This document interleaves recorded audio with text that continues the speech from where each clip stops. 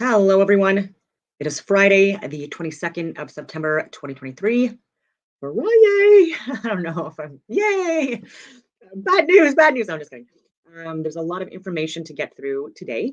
And the title of today's video is about proven conspiracies that people still think are theories, but are not anymore, right? Because there's been enough data and proof to show that it was in fact just a conspiracy. And so before I get into that, the March for Freedom on Wednesday, just a couple days ago, it was a little bit frustrating for a lot of people, for a lot of parents, and for a lot of people that wanted to represent their communities, and and not even just parents, right? Because again, I'm not a parent, but I'm coming at this from a like a scientific perspective as well, and then the stats coming out within certain demographics of um, of just like an increase in suicides, for example, after a 5 to 7 year period after people go through life altering um, operations or surgeries or procedures, and uh, and also there's a lot of people that have gone through these procedures that are speaking out, right? So what we're talking about is children do not have the ability to consent to life altering um, things, right? Like, for example, for like smoking and drinking and not driving under a certain age and stuff like that. There's limitations to these things and restrictions in most countries because, again, children don't have the ability. Their cognitive abilities are not developed enough. And Piaget talks about different developmental periods, and so do other people. And I do have a cognitive science background, and I can assure you that children do not think about the long term forecasts, especially at in the younger ages, right? So like the prepubescent areas, periods too, where yes, at this point in time in Canada, they're only approving surgeries um, for 16 and above. All right, but there are other cases that are coming out where there are exceptions that are being made in the U.S. as well. And it's just there's just so much to unpack here. And so, like, if you do not need to have genitals in order to affirm your gender or biological sex, then why do people do these things to their bodies, right? And so even with the and because this is irreversible, that's my point to this as well. So even with the hormone treatments that children take, there's not reversible side effects to these, right? These are permanent. There are permanent, lifelong health implications to even with the hormone treatments, especially when a kid is developing and you're giving fake hormones in order to counteract like the child's normal development of their own hormones. And I can go on these tangents with that, but so this is what people were saying. Like we want to protect all kids, and we absolutely want to protect trans kids as well. But we want to protect them from making decisions or being forced to make decisions in a relatively short amount of time. Because even people are saying that after one or two meetings with a psychologist, they were told, "Oh yeah, you're this gender," you know what I mean, and approved for like top surgeries and bottom surgeries. And people with bottom surgeries, and there's been a lot of complications with this as well, right? So for the short term and long term, and this is what we're trying to get out there, right? This has nothing to do with anything but that. It has nothing to do with people that are straight, homosexual, bisexual, whatever. It has nothing to do with that. It has to do with these things, and also like the pseudoscience, also the anti-science. So not even a pseudoscience, but the anti-science and the anti-religious ideologies that are being pushed on children by people that are not healthy in their own lives in so many different ways, right? I've shared pictures of the people that were counter protesting, and these are people that are in the government, by the way. Unfortunately, although they're not the ones that are on the front line, they're not the first responder types, they're not like the military or the veterans or any of that stuff, and no academic nor fitness requirements to be in these jobs, and these are the people that work downtown, so in Ottawa, which is the capital of Canada. I'll just read what I look at a response because I'm on LinkedIn as well. And it's unfortunate because people like Neely Kaplan Mirth, she's an unhinged teacher, and I don't even know how she got her. Anyway, I'm not even going to go into that because she might just be going through like a really hard time for the last few years. She should have been fired a long time ago, but she's been in the media a lot, so like I would highly recommend people take a look at what she's been trying to push and stuff like that, even with the masks, for example, and even like wearing a mask in her own house in her own office.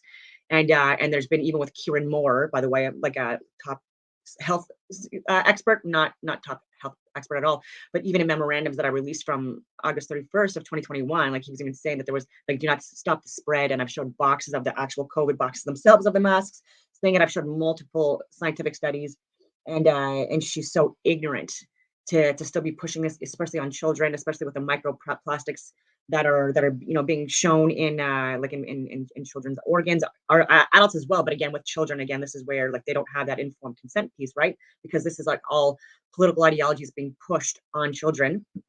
And I do think this is kind of like a psyops, right? Because like people are trying to push this movement as part of like a social justice movement, and it's not.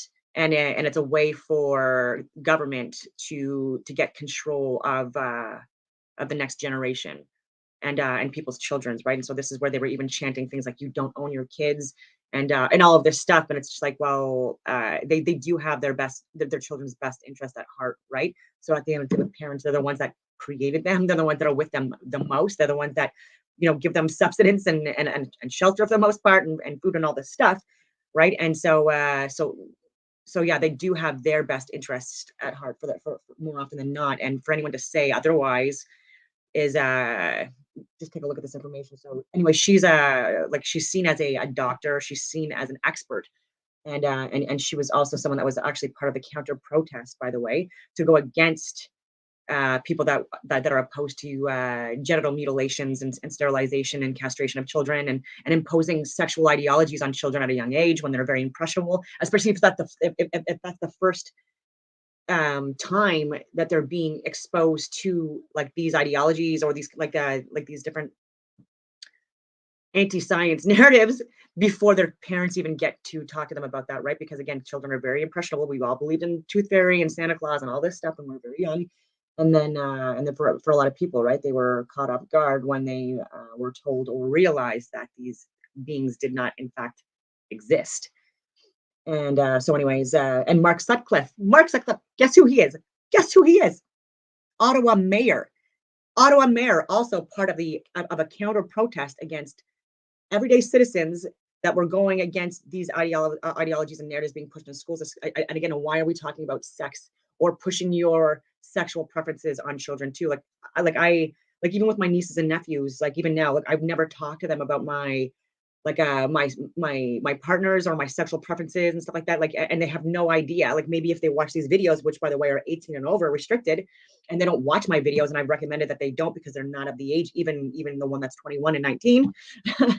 And I don't even know where I was going with this stuff, but impressionable kids, and yeah, so we can't exploit that, right? And so if they're going to be pushing, oh yeah, so the mayor of Ottawa was also again part of this like counter protest that was actually creating posters.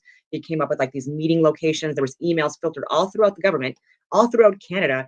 This was where it was like we have pictures and videos of these public servants that were screaming and yelling at people that were part of the Amish community, part like Mennonite communities, like Christians, Muslims, like people of all different like backgrounds too, and then people that were there like with like scientific data and facts too, wanted to just talk to them about this stuff, and they were instead just like screaming and yelling, and even on their posters they were saying like refuse to talk to fascists, so they were calling people like this fascists, and all these things, and it was just it was hard to watch. I'm not gonna lie. Jagmeet Singh, he was also downtown with the posters. I shared that as well. So again, he's a leader of the NDP, and again, someone that was part of a counter protest against citizens. And what government actually does counter protests against their citizens when these are like peaceful protests? Again, like this wasn't the freedom convoy groups, you know what I mean, where we're like where it was more like the blue collar and stuff like that. Because these pussies wouldn't have actually even dared go to that to try to counter protest, right? Because like that's where actual real, the truckers and all these people, and a lot of veterans and stuff like that were out like peacefully, and then immigrants and farmers and like you name it, like again like the hard working class people that were there. And so like these snowflakes, you know what I mean, like a lot of these people, I was even showing the one yesterday or the day before, is like short purple hair, morbidly obese with a cape on, ridiculous outfit, and could barely even look like she can walk. And she was one like on her phone, like and coordinating and threatening, like you'll see, counter protest. And again, like likely works for government, likely works in procurement, you know what I mean, or freaking like veterans affairs. Like that's why there's backlogs and delays, right? Because these morons are instead like getting paid and there were so many cops there, but they were on the side literally of the counter protesters, like over the walkway. and stuff like that. So Justin Trudeau also enabling this. And so, like, didn't Trump get impeached? You know what? Well, not impeached, but he like there was like it's put on the table, and he went through an trial, which is not a real legal trial, by the way. It's just to see if he can uh, be president again in the future, and all that other stuff. And yeah, so like so it's rules for thee but not for me. And so my point to that as well, with the Freedom Convoy, there was people that were not even wearing their uniforms, that were just in support of like ending the mandates and the masks, and like that's like forced inoculations on people when they saw the excess deaths coming out and the adverse side effects and the original trials being debunked, and you name it. Like and then the 4.6% of the people in the original trials actually contracting COVID through the therapeutics, and then people dying, like and this being said that this was not happening, right? And so people were just literally there just in support, like waving flags and being nice and kind and stuff like that, and even helping with barbecues, and there were people that I know personally that were charged, suspended, kicked out of their units, and things like that too, just because they were in attendance. And then we literally have people like Pete Davidson, who's in the special forces, an engineer who's literally part, again, like we have videos of this that even raging dissident Jeremy McKenzie shared of, and I've shared as well too, not publicly, just internally, because again, I didn't want to smear the unit because of certain individuals, but it seems like most government areas are unfortunately infiltrated by these crazy people, and they're allowing them to roll over, like to roll over and stuff like that. So I'm not even finished this point. So anyways, Neely Keepland Mirth, Ottawa Mayor Mark Swift, Jagmeet Singh, Justin Trudeau, and thousands of other non-uniform wearing, non-first responder public sector employees, government, counter-protested against their own citizens who pay their salaries. They exploited the fact that 70% of downtown Ottawa employees are also public sector. They pushed their agendas on the heads of other government bodies, such as the CDS, which is Wayne Eyre currently. And again, someone that actually pushed this stuff, and I don't agree with, and I think that he should also be fired. And I've personally emailed him all of this like the medical, government, and scientific data. Head of RCMP, Brenda Lucky, this information was given to her as well. And CSIS, CSEC, Global Affairs Canada, etc., and get the people that they hand select for these positions to commit and execute unlawful orders and policies on Canadians. If you think this is okay, you are on the wrong side of history. And by the way, this has happened before, like even in Europe in the 1920s and 30s, and I'll share some stuff with that as well. If you think this is okay, you're on the wrong side of history. This happened before societal collapses, literally everywhere. Nothing new under the sun. While these non-uniform wearing losers who never sacrificed anything for Canada get to take the day off work here paid, people from all over Canada get steamrolled by these clowns that are not okay. Wait, children cannot consent to life-changing treatments that are not reversible and leading to higher incidence of suicide after the 5 to 7 year mark, like I already said, in these specific demographics. Parents are being told by morbidly obese, purple-haired, heavily medicated sexual perverts that they know better than you. And then I even showed like the tweets from Neely Keepland Murr, and she literally started her tweet saying, "Today, Q as LGBTQ plus rights are under attack." She literally said that, and they were. It's just really, really frustrating. And so I just wanted to get that out of the way. So these people are people that should be fired. And then David Johnston, he's someone that was a former governor general, like he's not that it matters, but selected by Trudeau, and also someone that's liberal, and just dishonorably fired. And I'll just put up because I know you're not going to get it on freaking. Anyways, let me see if I can copy and paste. I should have had this up. I had so many other things up, but of course not this. Just so you're not hearing me talk the whole time or watching me. And you could be seeing this. Is it uploads?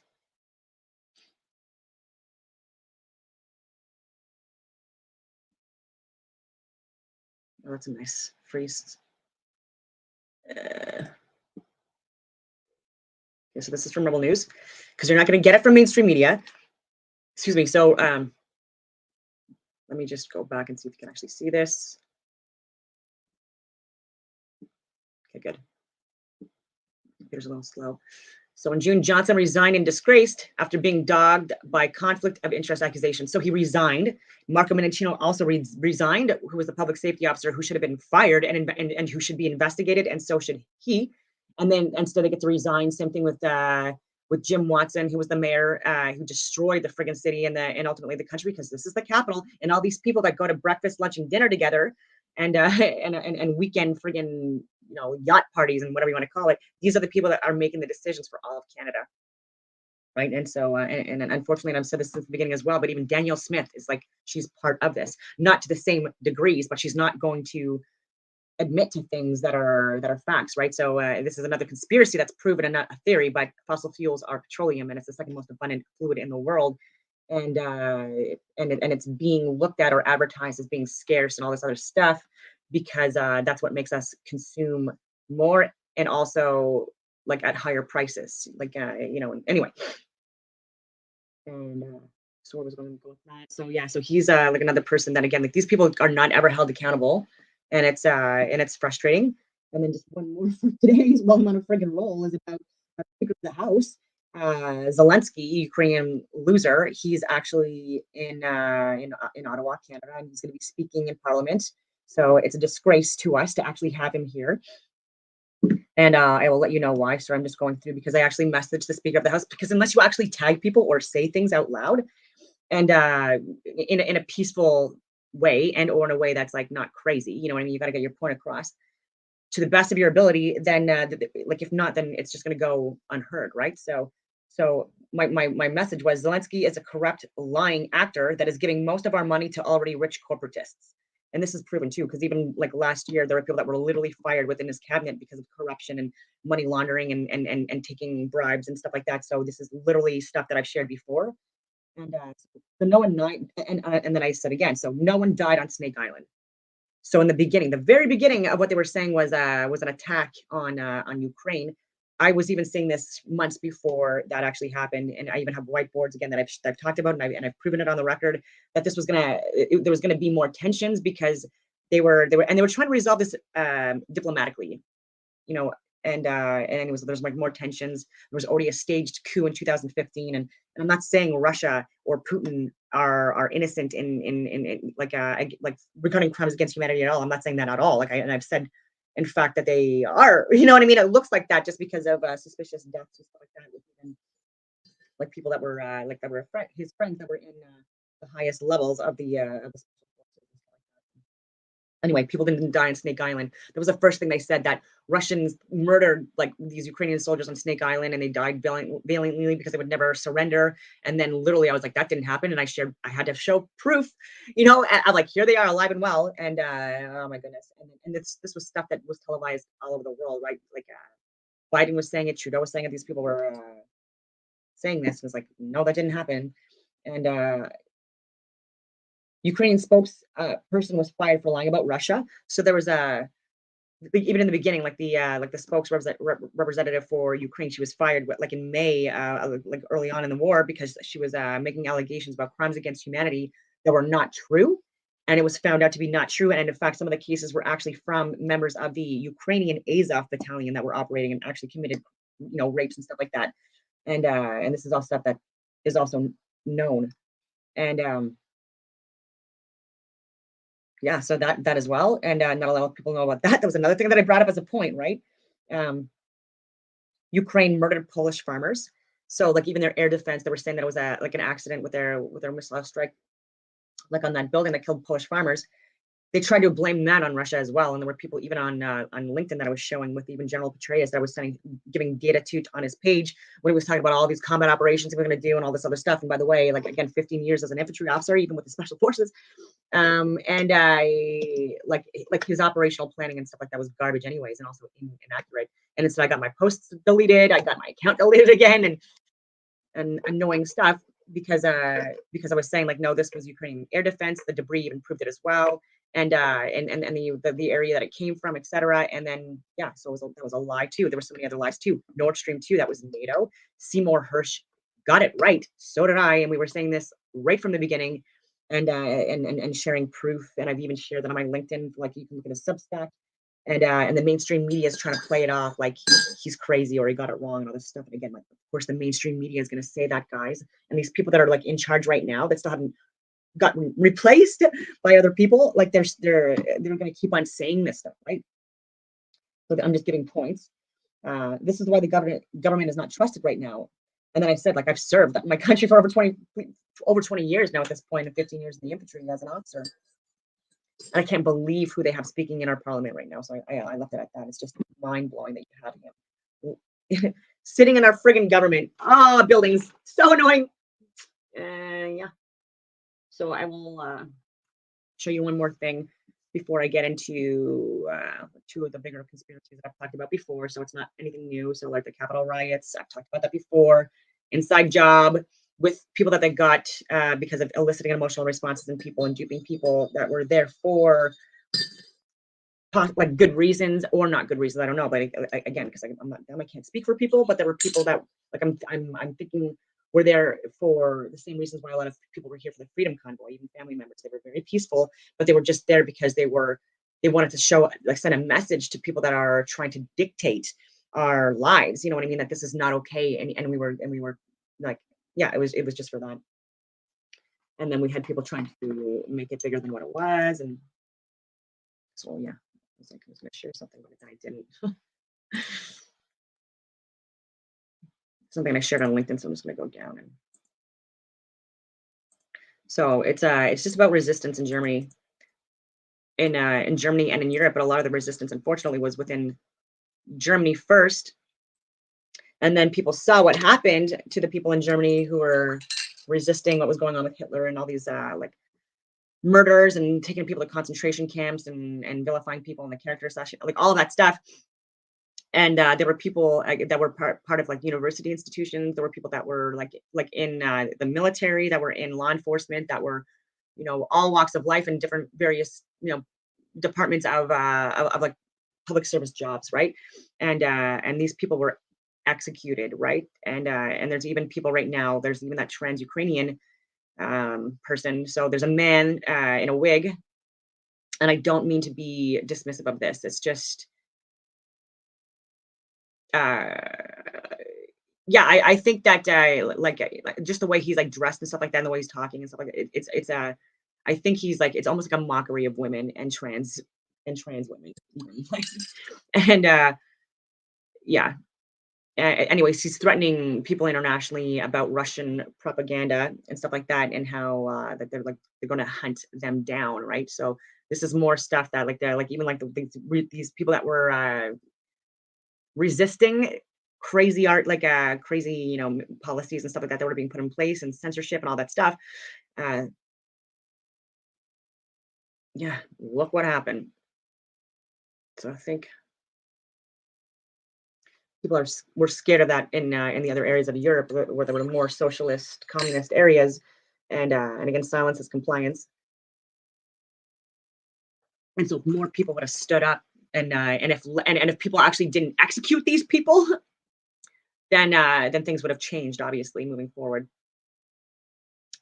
And yeah, so there are people within Canada, within the US and stuff like that that are in the government, that have been for like many, many years, that are not part of people that are trying to push an agenda. Um, I don't want to sound too conspiratorial without actually showing you the videos. Let me see, which one will I share first? I will share this one. So I'm going to give a shout out again to Gematria News Effect. I think he's on number 25 right now for his channel, and I highly recommend and encourage people to take a look at his work. So Gematria Effect News 25, and it's Zachary K. Hubbard, Hubbard. This is his show. So anyway, he just did a mention for Woo's News yesterday, and I took a look at it, and it's actually a really good video. It's one that I haven't shared before, and so it's just more proof about January 6th being an inside job. And I share this to a lot of people in all levels of government too, and to media, and to tip lines. And I'm just hoping that this gets out there. Watch this on a big screen. Fair use applies to this video too. Its title is "Everything Wrong with the Capitol Riots in 889 Angles," Act 2 from Woo's News. This is on Rumble. And it's over an hour long, and so I'm not going to show all of it, but I'm going to show quite a bit of it. Go get your wine.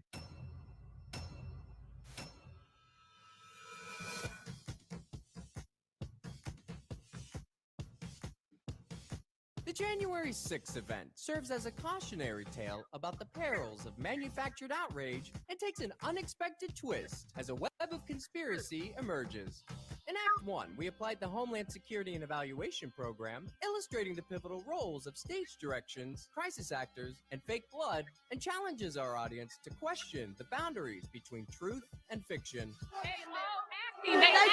Here in Act 2, our 2.5-year investigation unravels a chilling truth. The January 6th Capitol breach was no spontaneous event, but a meticulously orchestrated symphony of chaos and manipulation. And yes, it's likely you may be triggered by some of the information we are to share with you, but come on, put on your big boy / girl / non-binary pants on and see it through. In this episode, we're going to journey through the January 6th timeline of events in 889 angles and identify all props, characters, mistakes, and bad acting, with additional commentary from all sides. So let's begin our journey by setting up the stage. On December 21st, 2020, Aria Kovler, a political consultant with a background in government relations, tweets, "On January 6th, armed Trumpist militias will be rallying in D.C. at Trump's orders. It's highly likely that they'll try to storm the Capitol after it certifies Joe Biden's win. I don't think that this is sunk in yet." Which brings us to a town hall meeting held 2 days prior to the riots on January 4th, with Mayor Muriel Bowser, and Chief Conti, who, side note, replaced Chief Peter Newsham just 2 days earlier. You know, the same Chief Newsham whose first assignment back in 2016 was to investigate Edgar Madison Welch for firing shots at James Elefantis' Comet Ping Pong Pizzeria. Photographed by Jose Luis Magana. Let's learn a new word. Kayfabe. Kayfabe is the portrayal of staged events as real or true. Everything in entertainment wrestling is to some extent scripted, or kayfabe, even though at times it is portrayed as real life. A wrestler breaking kayfabe during a show would be likened to an actor breaking character on camera. Keep this in the back of your mind as we travel through this timeline. Like any good story, we need to understand the mainstream narrative, and we picked the most middle-line mainstream media news source, PBS. Written on January 5th, states, "Hundreds of supporters of President Trump descended on the nation's capital to cheer his baseless claims of election fraud a day before congressional vote to affirm Joe Biden's victory." He warned that Antifa, the umbrella term for leftist militant groups, should stay out of Washington. Mayor Muriel Bowser called in National Guard troops to help bolster the city's police force. She urged residents to stay away from downtown Washington and to avoid confrontations with anyone who is looking for a fight. On Monday, police arrested the leader of Proud Boys. No. As soon as I go to speed this up on Rumble, I can never works. Yeah, so now it's not going to work.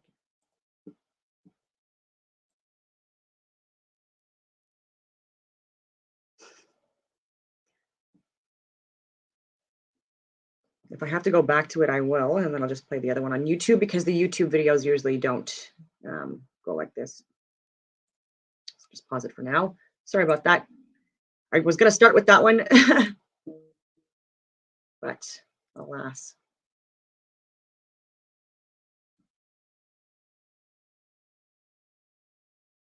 Just to reiterate more on 9/11. Because honestly, lest we forget, I was serving at the time, like I've already mentioned. I remember where I was. I've lost people. I've deployed. You know, like a lot of people gave everything, and so this information is important so that this doesn't happen again. Of an occult society pursuing an occult agenda. Occult just means hidden, by the way.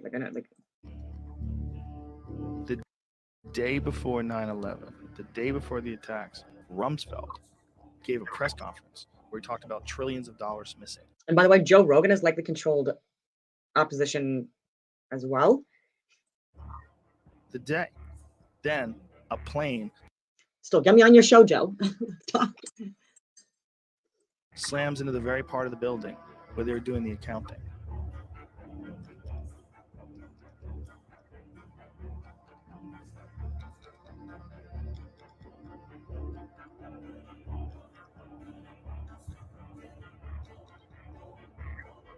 We're talking about a global government that's in existence right now.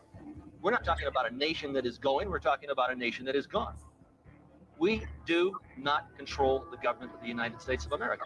The United States of America is controlled by this evil arc. They control the money system, they control the State Department, they control the presidents.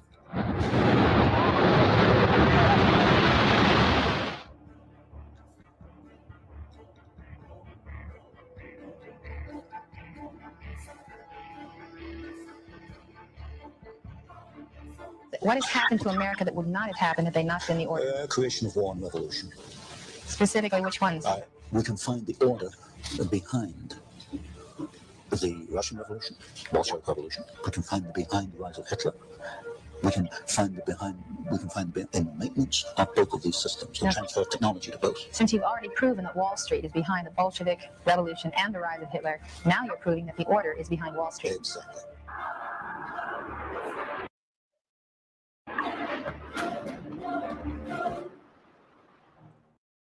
I've shared this on social media as well, but like atheist socialists or atheists on the left have generally throughout history murdered more people than people on what they're calling the right. Like even like what they're calling like religious and or ecclesiastic rulerships, etc. These are all there's a lot more to it, right? So like even people that were seen as religious leaders that were not, they were generals, they were people that were again atheists that were using this as a costume essentially, and they're still doing it to this day. And even Adolf Hitler, like he put a lot of strategies and operations together, and he had people that were embedded into like religious organizations that were absolutely atheist. And again, it was to like it was for a military advantage and a societal advantage. And so now that's also something that like I'm finding even people that I've been like that my peers and people that I have deployed with and or done operations with that are even sharing that yeah, what was it? Just bear with me. I'm not going to share the name because again I don't call people out unless it's like widely known. But Iran's parliament has approved a new bill to support the culture of chastity and hijab. So when I hear that, like I'm not seeing anything where like it says to support the culture of chastity and the hijab. So there's more to look into, right? Like so for me, like is there something that's going to be like enforced via like government control? You know, like to make everyone friggin' like virgins until like a certain age. You know what I mean? Like enforced and like and everyone be forced to wear the hijab, or are these things where it's going to be a choice, right? Because there are people that I know that wear the hijab or are virgins, even in Canada. And because we are a multicultural society, for anyone that doesn't know that outside of Canada, and we're anyway, some people because of their own beliefs and stuff like that, this is something that they want in their lives, or even for me, right? Like I'm not an atheist, I never have been. Like I've always believed there's at least one creator that's way more advanced and evolved than we are, that created this multidimensional electrical magnetic universe, whatever you want to call it, that's being projected on a flat plane of inertia via toroidal fields and hyperboloids. And so like there's people that want a little more conservative or traditional lifestyle, but with that there's also less excess buying and perversions and all this other stuff, or acceptance of perversions and all that other stuff within societies and their communities. And so, anyways, this person said, this bill is a despicable assault on the human rights of women and girls. This is a woman. She's in my age, and she's married with children and stuff like that. And she's someone that, again, that's in the military. She's an officer. She's internationally traveled, and she does work with various different like NGOs and stuff like that. And she's saying that this bill is a despicable assault on the human rights of women and girls. And this is why it would be nice if more women like me would be able to get a platform in government and working with government to like have these discussions with these people, because she's being seen as an expert. She's someone that, again, like she's a very high ranking officer. So like I believe she's at least a full colonel, maybe a general by now, and so ignorant. You know what I mean when it comes to like the geopolitics of the world and stuff like that. Like, and so anyway, I'm going on all these tangents. Sorry.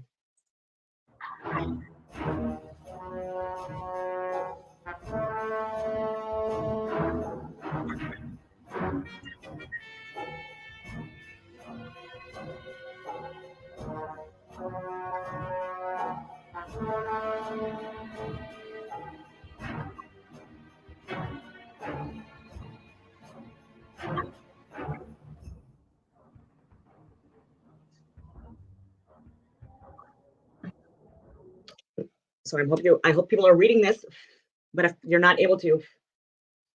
When the firefighters arrived, they found people on the floor burning, some dead, some alive. Extremely thick windows throughout the lobby were shattered by powerful blast waves. Even the walls had cracks and had parts blown off. Firefighters said it looked as if a bomb went off on every side of the lobby. And 4 witnesses reported explosions. There was way more than 4 witnesses, but again, this is just one account. In the basement levels before the first plane hit, 2 of the reports came from office workers, Eval Sweezer and William Rodriguez. So look at this stuff for yourself. Don't just take my word for it, or this video's word for it.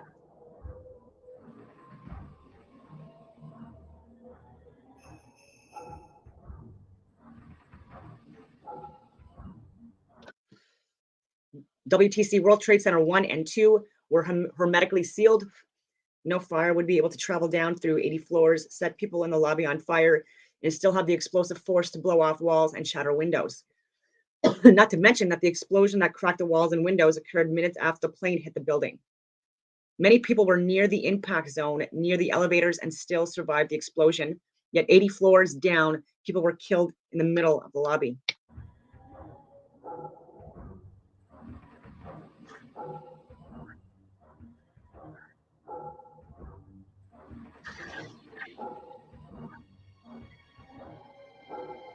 I don't know what.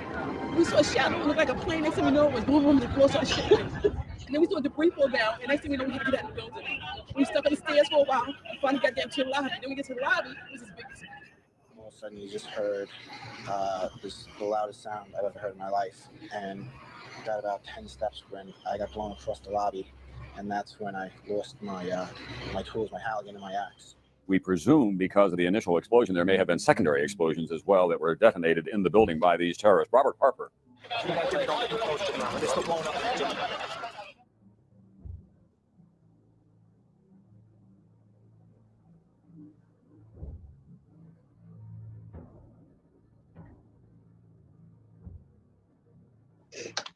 Fire bombs are used in controlled demolitions to create special effects.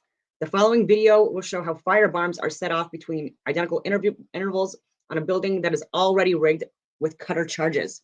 Okay, so they're saying that there must have been other terrorists or whatever you want to call it within the buildings doing all these explosions. There's no way that would have happened, you know what I mean, without proof and footage of these people going in prior to, like even weeks prior to, and setting this stuff up. So this shows how easy it is to time explosives and shows how different explosives are used in the same demolition. But judging from the witnesses, something more powerful was used.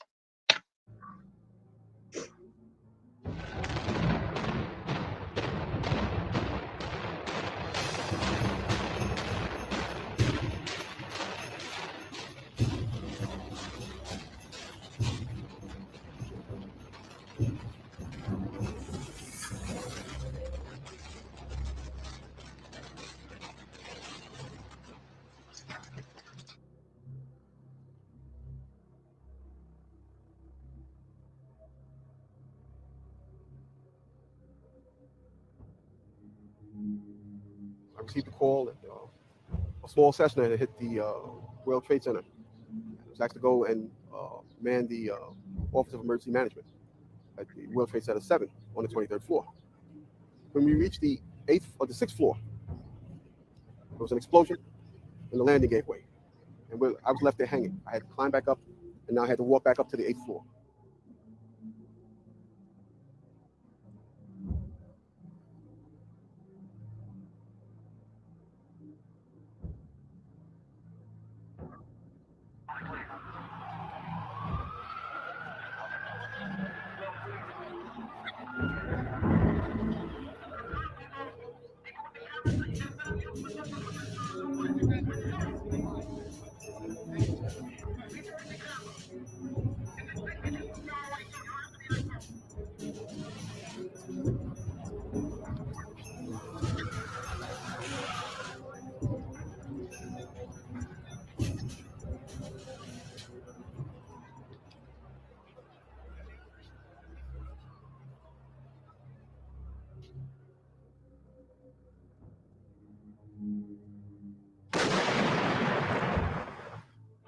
Firemen assembled here, the police officers, everybody.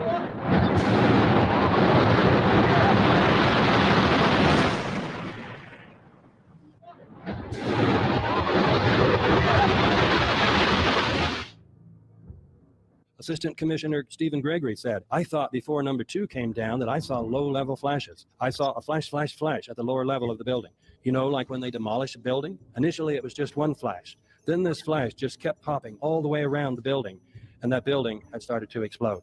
She said that while she was making her way downstairs, there were explosions going off everywhere. I was convinced that there were bombs planted all over the place, and someone was sitting at a control panel, pushing detonator buttons. There was another explosion, and another.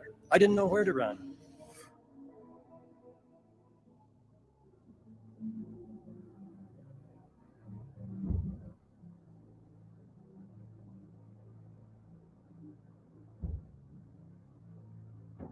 Deputy Commissioner Thomas Fitzpatrick said, it looked like sparkling around one specific layer of the building. My initial reaction was that this was exactly the way it looks when they show you these implosions.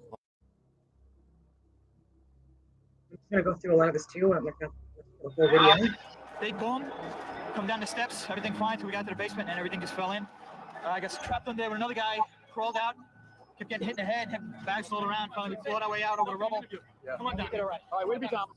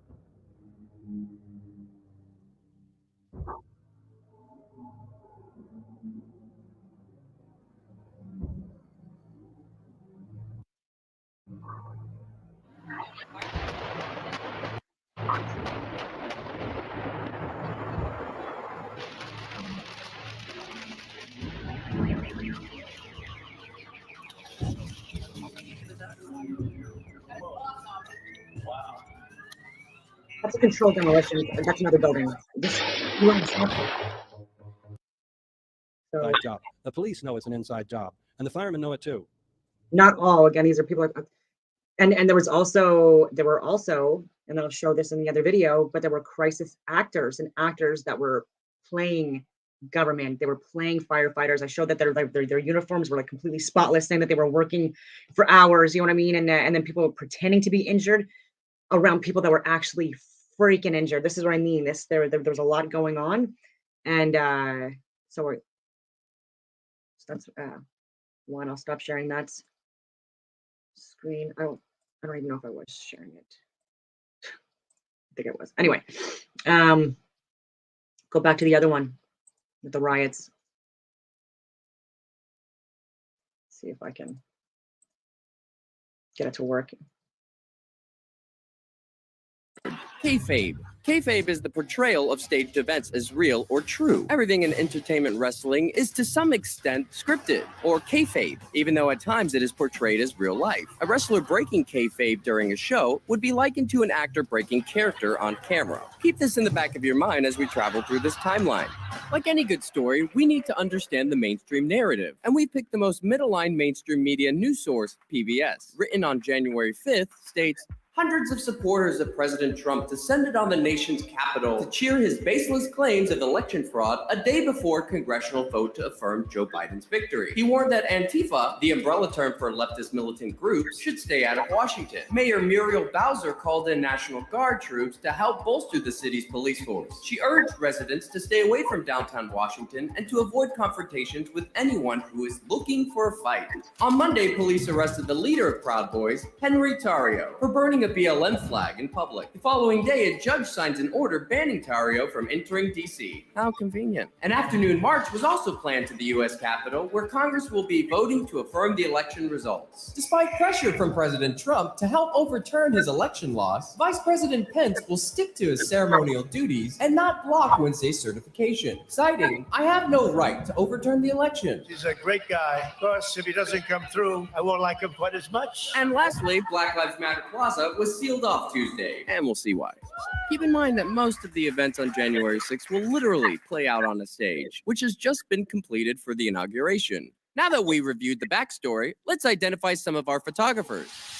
Julio Cortez, Victor Blue, Igor Bobic, Sabrina Tavernes, Aaron Schaff, Samuel Coram, White House press photographer Andrew Harnick, White House staff photographer Sal Loeb, Wynn McNamee, J. Scott Applewhite, Drew Angerer, John Minkelo, Manuel Sonetta, Amy Harris, Jose Luis Magana, Joseph Prezioso, John Cherry, Sandy Backham, citizen journalist Brendan Gutenschwager, town hall reporter Julio Rosas, Luke Mogelson, Typhoon Josh Good, John Farina, News to Share's Ford Fisher, Young Kim, Blaze TV's Elijah Schaefer, Michael Negro, The Washington Examiner's Stephen Nelson, John Sullivan, Chris Jones, Taylor Hanson, Cameraman Sam of InfoWars, Just Another Brandon of InfoWars, and Chief Photographer of SWNS, Adam Gray. And while we're on the subject, I would like to take this moment to retract the claim that he was fake arrested on January 6th, when in fact it was in New York, June 1st, 2020, during the George Floyd riots. So yes, InfoWars. Part of it. Now, let's start our journey here on the Ellipse and the Washington Monument. Now, mainstream media reports there are 36,000 present at this DC rally. We'll just have to take their word for it. And the time is currently 10 a.m. All right, so now all the Proud Boys are all gathered at the Washington Monument. I am not allowed to say what's going to happen today because everyone's just going to have to watch. Now the Proud Boys are leaving the Washington Monument. And look who it is. DC photographer Amy Harris getting all the pictures. And Sandy's there too. I wonder where they're going. So let's follow them. Photos by Pulitzer Prize winner DC photographer Carolyn Castor. See how they're all single filed? This is for the camera. So now they're passing Smithsonian Castle. And look, everyone's just following Amy, setting up all the good shots. So now they're crossing the street here at 4th. Everybody stop, everyone's stationary, and then they get the command to march past the camera and flash as many white power signs as possible. Now they're gonna stop to get some more photos. And you'll notice that this Joe Biggs character, he's one of the Fall Guys, constantly talking into his walkie-talkie, which we believe is a prop. Yes, it may work. Yes, he might be talking to someone, but that's not the purpose or the essence of it. They want to make it obvious. You don't want to make Americans think too much, so they see the radio and the earpiece, and they got the answer. Think optics. And Ordine's job is to ramble into the megaphone. I mean, they really gilded the lilies with this one. Meanwhile, 7 blocks northwest at the Hamilton Hotel, Jaden deliberately leaves a trail of digital breadcrumbs, uploading this post as he heads out towards the Washington Monument. Now, let's head to the east side of the Capitol for a little sermon shoot, photographed by CBS News, HuffPost, and Newsweek journalist Mike Thieler. And now they're bringing out the ridiculous cross prop, which we'll see later, being crowd surfed. What is happening? Yeah, can we get everyone in there for a little Christ cuddle? Oh, he's got the rosary. And Photographer of the Year / Getty Images chief photographer, Wynn McNamee, not looking obvious at all. Photographed by The Hill's Stephanie Reynolds. You know, to push the narrative that all Republicans are crazy Bible thumpers. Moving on. So it's 11 o'clock and Trump, will delay his speech by an hour. Wonder why. So now the Proud Boys are heading east on Maryland Avenue Southwest towards the Garfield Monument. Hey, Key Swine. At the same time on 1st Street Southwest, Angel Walsh of Underground News Syndicate and her husband, Patrick of Newstime Live, begin live streaming on their way towards the Washington Monument when they intersect the Proud Boys. And like Jade Sacker, Angel and Patrick are unaware that they're surrounded by a bunch of paid protesters. And sorry about the quality. And this time code that we've added begins at 11:16. Luckily, this rare gem revealed some interesting clues and helped piece together the timeline of this little pilgrimage where they stopped to take the knee for a little K prayer while the media creates a perimeter around them. Get those pics? Oh, hey, cops. What the hell are those? Now the PBs resume their journey as our photogs find a new angle. An Angel Walsh in the middle of it all, just sticking out like a sore thumb. Who is getting all these good shots? Simple.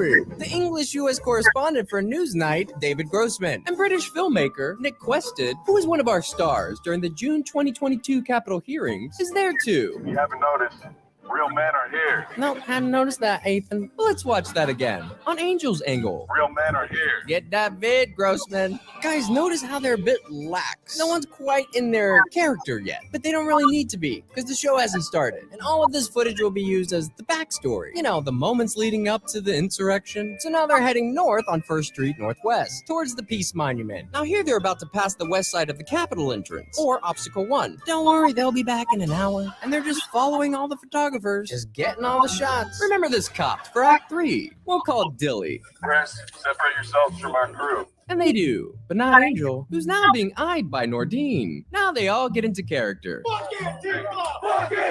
Just as they approach the peace camp, right on time. And Nordine still watching Angel, while Grossman's on the down low. Hey, tighten it up, boy, tighten it up. Yeah, so I was Trisha for like years, deployed and everything, and I didn't see any of these guys. Now they turned right. I'm being facetious a little bit, you know, because Canada has a small military. That there's a lot of Americans here.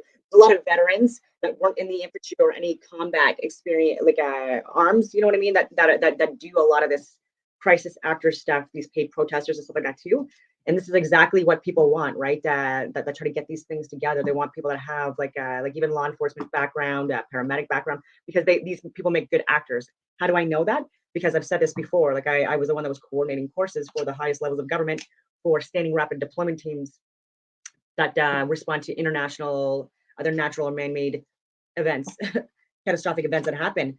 And I would use role players and stuff like that, do like coordination, like citywide, even in Ottawa and beyond, because again, that's been my job, like high-level administration coordination stuff for a very long time, my whole life. And it's very like I hire people as well that have these backgrounds for certain positions and things like that, especially if there's like checkpoints and anyway, other things that we would rather have people that are not, you know, office workers, and I hate to say that, and they have their place too with these roles as well. It's just that certain people, certain roles need certain skill sets, and that's why, like, even with the Discovery Channel, with what they were pushing in certain shows, this was also pushing an agenda and getting actors right on Pennsylvania Avenue Northwest, and hold for others to catch up. Guys, when we get bottlenecked like this, really pay attention.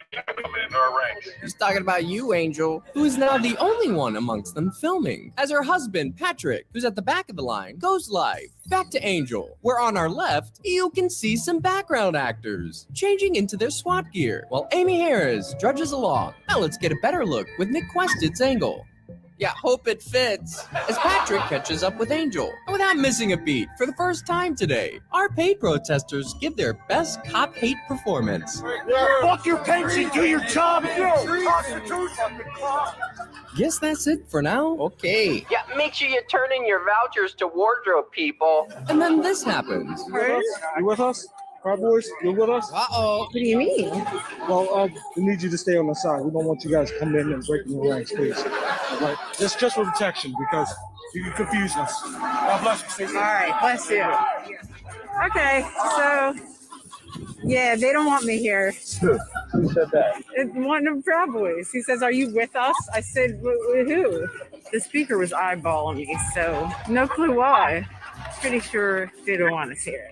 But Patrick doesn't care. Oh, I don't care. And they continue anyway. Meanwhile, a large group of actors are headed east on Constitution and 2nd. We are going to the Capitol. Thanks for the tip. Where our problems are. Yeah, your problems are all around you. It's that direction. Actually, could you write that down?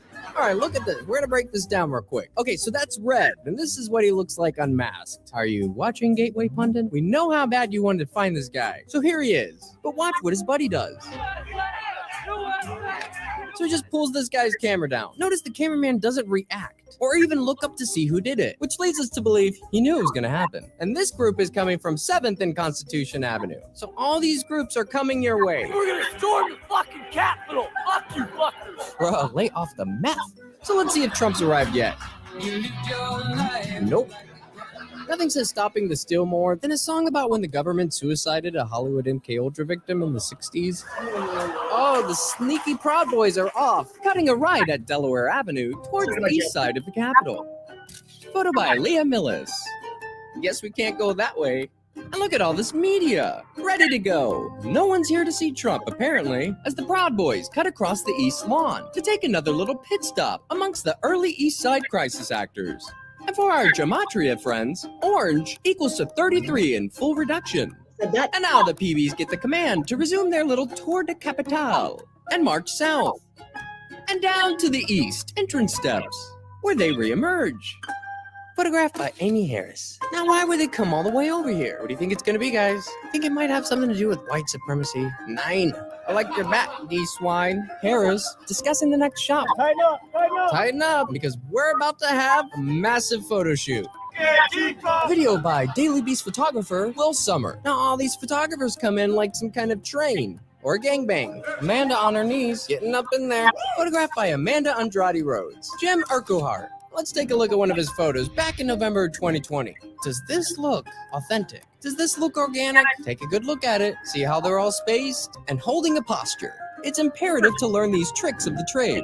So John Cherry gets the best pick, who won the Pulitzer Prize for this photo. And enough of that. Maybe Trump's come out now. Ladies and gentlemen, President Donald J. Trump! And I'm I'm only letting it play out here because his microphone doesn't work. Oh. What's that all about? Getting a little annoyed? Alright, moving on. So now it's noon and the photo shoot's over. Amy Harris has got her photos and she's leading the pack north on 1st Street. Now they're gonna wait for everyone to catch up on the corner of Constitution and 1st, outside the Dirksen Senate office building. These photographers are relentless. Because if Mike Pence does the right thing, we win the election. And we become president, and you are the happiest people. Now we're headed west on Constitution. And we're coming back from our little photo shoot where Stephen Nelson, DC reporter for the New York Post, is going to take this footage. And thank you, Stephen, for the timestamps.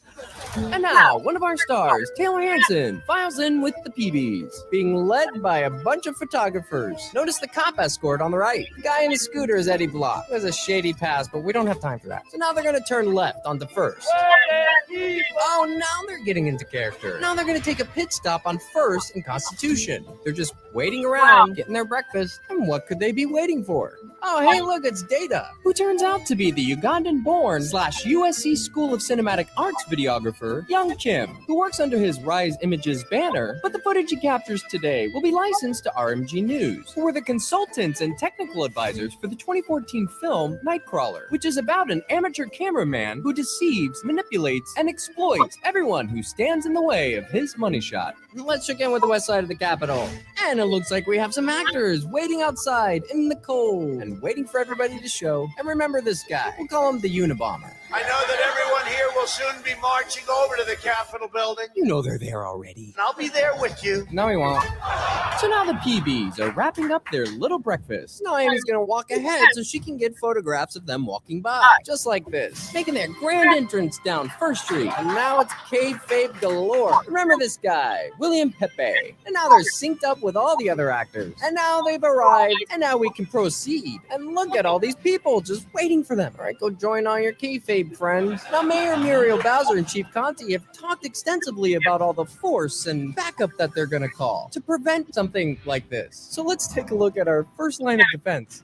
You've got to be shitting me. Is that a side ponytail? Background actors. Crazy lady number 2 just shouting at them because that's her job. I know it's hard to look. Yeah, just like the freedom, the March for Freedom protests, or whatever you want to call it, even down in other areas, where they were hired actors like that to like harass them. Get this. Getting the photos. Creating a narrative. Fake as crisis actors. We'll call this guy GIK. For kayfabe. So now Ryan Samsel's gonna whisper sweet nothings to Joe Biggs. And there's Victor Blue. And there's Sabrina Tavanez. Getting the pictures. We'll see later shooting the Babbitt death sequence. Yep, just waiting for the showdown. So now they've all pooled at the entrance of the Pennsylvania walkway. And right away, Ryan Samsel gets the command to approach and makes a beeline towards obstacle 1. And everyone follows him. Whoopsie-woos. You know where the cast of Pacific Blue is waiting for him? Notice how they already have their hands up, which we learned all about in Act 1. And this footage was captured by everyone's favorite Blaze TV's Elijah Schaefer. Get a good look at these cops, guys. Notice how they're already grouped, spaced out, and in line. And here you have Happy, because she's happy, for hours. As we come into Obstacle 1, Samsel checks back to see that he's not alone. Notice how the plastic liner is still laying out. All right, we've got Cop 2 from our previous video, pretending to phone it in. It is indeed a side ponytail. No, please don't do that. Everybody's just laughing, hanging out. Look at this cop. He's laughing with the guy, shooting the shit. Never knew an insurrection could be so funny. And over here, it's the barricade dance. The only game they really have, other than the awful chanting. Looks great for camera. You gotta keep the actors busy. Now Samsel dramatically taking off the jean jacket that he's gonna throw to the ground and never retrieve. That's not normal. Now Epps comes up to Samsel. We know what a wonderful kayfabe actor Epps is. He's just whispering for the dramatic effect. Back and forth, and no one has a weapon. And now we have Miss Barbie to the right, who turns out to be Caroline Edwards, who was one of our stars during the June 2022 Capitol hearings. Woo! That sounded real. And Barbie hangs on, and here the momentum catapults Barbie's right shoulder into the rail, injuring her. So you can see Samsel put his hands up to his head. He fucked up. That wasn't supposed to happen. And so now look, they just come around breaking character to check on her, which is nice, which tells me he could be the control. Such a hero committing treason on his own freaking soil in his own government building for this one cute girl while he's like literally selling out all the women in the whole country, if that makes any sense. Controller of this scene. They don't want anybody actually hurt. I know that may sound contradicting. The purpose is not to harm each and hypocritical. Other. The purpose is to get dramatic photos and videos. So they're just grabbing. What the hell are they doing? The cop got a headlock and a cop. Now you have this cop come down. Can we call him Enrique? Look, he's just fighting the air. If you know anything about stage combat, it looks just like this. It's just the game of slap and tickle. And this cop just pushes him. He just pushes his head down. God, you guys couldn't get better actors than these Keystone cops? And to our right, we're doing a little remodeling. And now they all start to pour in. Teamwork. So now Tony just makes his way up the stairs because he's our wonderful kayfabe cheerleader. Put a little bit more into it, side ponytail. Give me something. No facial expressions, just nothing. Because she is dead inside. And they just retreat. And they defeat Obstacle 1 in less than a minute. Didn't even put up a fight. And they just scatter like the terrible actors they are. And they're making their way up. Making their way downtown, walking fast on the grass. They're Trump bound. Look at Schaefer had just making his way through the crowd. Breach the line. We need backup. This is now effectively a riot. USA, stop the steal. They shot and killed her. Really not that hard to break down their body language, people. So now we're reaching Obstacle 2. So now Barbie's limping because she was really hurt. Yes, sometimes people get hurt. Sometimes people throw real punches. Maybe not today. Look at side ponytail. She checks to see if she broke a nail. These are not cops. Y'all wake the up. A quick question is, I'm with the press. I'm in here, but What today, Junior? What is going to happen? Any limitations here on federal property? Just kayfabing away, Elijah. Gotta sound all reportery right now. Not really making any sense. Okay. Yeah, so you know a lot of the people that are making cops look bad? These idiots. Doesn't say anything because she's not a real cop. She's a side That ponytail. idiot. Are you listening, side ponytail? You're terrible. So is no one going to point out the obvious here? That's okay. We'll do it. We have to do everything around here anyway. Guys, if Blaze TV sends a reporter out to DC for the very purpose of capturing Trump's speech, which won't be over for another 15 minutes, but instead is the Also illegal, by the way. Like you cannot, especially if you're not qualified, like to be in these professions, like you cannot dress like a law enforcement officer. Or like none of that, like or military, you can't do that. first human in all of the world to be standing at the gates of Obstacle 2. This guy knew it was going to happen. Just like all of our fake Trump supporters, our fake rent-a-cops, and our very famed photographers and reporters. I mean, what else would you call this if not an inside job? There's this crazy thing that's called journalisming. Ugh. Yeah, there's a special place in hell for gaslighting narcissists like this. Back at Obstacle 2, our K-cops are just kayfabe and chill. And now they just pull the barricades away. The cops don't do a damn thing. Hey, Pepe! The cops just watch. Look at all this teamwork.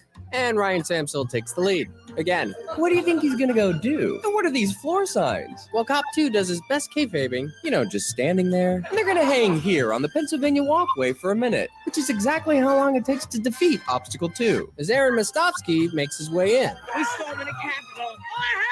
Ugh, now Unabomber's coming into the scene. Oh, just a little nudgy. We'll see this cop, Epps, later. Not to be confused with our captain, Ray Epps. So as they're filing in, we can see these mini fire extinguishers on top of these plastic fire mates, already set out. There's Victor Blue. Good job, Pepe. I like your radio. What in the hell? They're just filing in. We want Zorro! What, for your paycheck? Silly, you have to complete the job first, and they'll hire just about anyone. See this black fence here? We'll see this come down in about 2 minutes, and it comes out like butter. So as we're coming into the scene, Ryan Samsel goes up to Barbie and apologizes again. But she looks pissed. It looks like Ryan gets defensive. All right, someone's getting fake arrested in the back. And here we have InfoWars turned Elijah Schaefer co-host, Savannah Hernandez, doing some journalisming. Well, look what the cat dragged in. Sabrina Tavernez, complete with her helmet, looking unsure. How would she know to bring a helmet? And this guy is photojournalist John Farina. Ooh, cops doing some Meisner. They're just all standing around, not really sure what to do. They're buying time. They need everybody to fill this space. These people are still coming. Remember this blue tape. And they just file right in. Another fire extinguisher. This whole time they have guns, but they never use them. Enrique and Camel trying to make love. I'll put them on. Something tells me that Camel is ex-military. Oof, God, imagine waking up to that every morning. Well, here's the fake arrest. Tay-Tay and Savannah getting it all right in front of Laffy, who's still laughing. And these black crates, in case you were wondering, contain audio equipment and loudspeaker systems rented from MSI or Maryland Sound International. Notice how all these guys know to chant the same thing? Whoa. What's so bad? Why can't we come? Oh, Tay-Tay and Savannah swapping dick pics. I have Aaron in the background, kayfabing his little Jewish heart out. Emphasis on little. Nordine getting some Tecate. We'll call this cop Carl. And now we're gonna remove the black fence. Boom, comes right out. As they file into the Lower West Plaza. And this Dollar General fence easily snaps for your convenience. And here you have John and Amy Schubert, who we like to call Freedom. And they just walk on through. Yeah, let's move a little faster, people. Hey, it's Happy. And look at all these crisis actors behind them. Back on the West Lawn, this footage comes from Town Hall reporter Julio Rosas, who wasn't tipped off about this at all. Would really love to know what's happening under that tent. Oh, all the hard work they put into lining that fence. And they just walk right in. Chief Conti, where are all your men? Sure does bring new light to the word acting, Chief. These are still actors, guys. With that many people involved, somebody would have said something to the news. Now they come in, they're making their way towards the southwest scaffolding, with Camel leading them. God, Epps, put a little more into it. What do you think's going to happen right now? Where do you think they're going? Another fire extinguisher. I know it's cold, guys, but this is going to be in the history books. It almost seems so rehearsed. Oh, someone's knocked over a fire extinguisher. Wonder what it'll be used for. Nordine, are you drunk? It's okay if you are. Maybe it'll just add more to your character. Side ponytail. She's like a wallflower. Now this guy right here is Karn, and he's the star of the scene that's about to take place. Notice this guy in the background. He runs, and then he slows down as Cop 2 goes to give him a gentle hug. Just brings him back into the scene. Where's Major going? I'm going to tell you what they're doing in just a second. Listen to what this old guy says. Did you hear what he said? Go ahead and push me down. Play into me. What do you think, folks? They're getting ready to spray. Are they summoning the powers of Miss Cleo? Everyone's psychic. Notice the cooler. Notice the lumber in the background. Notice this bag of trash or bag of props. Yeah, Unabomber trading beauty secrets. We'll call this guy here Dr. T. Here we're about to unveil one of our smoking guns. Notice the pile of lumber sitting here. It will be used later. Now watch this. Insert bull. We got more people coming up. Let's get them down here in the platform. Or what's left of it. And I'm gonna keep bringing this for other conspiracies too that are proven, like even with the moon landings, NASA, and I've shared that one before. So like I want to play this out because there's a lot more important things. Again, this is over an hour long, so so I can't play the whole thing. But again, this is Woo's News on Rumble, WOOZ. If you want to take a look at the actual video. stunt guy, who turns out to be 33-year-old Iraq war veteran Landon Kenneth Copeland. And he probably charges a lot because we only have him for 20 minutes. And that's our cop Major, who just brought him in. Now, as our cops are bringing Bull in, we're going to have a little Turkish delight, a little mini scene to warm up the kids. Get that shot at him. He's going to climb to the top. What do you think's going to happen? It's just a little mini show to get everybody in the spirit. And they take him down. And it probably just serves as some type of distraction. We're gonna see little mini shows later. And here's the guy who tried to go in earlier, taking the knee. Notice this guy in the black, kayfabing, like he got maced. So this guy escorts him away from this area. He's the one who came in with Bull. Notice the ladder and the cones in the background. We'll see those later. And now they bring Turkish Delight down with a big shit-eating grin on his face. The main crowd ain't even come yet. Yeah, and they won't for another 45 minutes. So here, Bull makes his way into the crowd, but he doesn't know where to go. So he's gonna come back and ask for directions. Door opens. You'd think they'd lock it. You'll notice later that the northwest scaffolding, you know, the only side that they go up, doesn't have its doors on the outside. Getting his lunch. Looks like you're having a blast. Looks like you're having a blast. I guess that's a no. And now Bull knows where to go.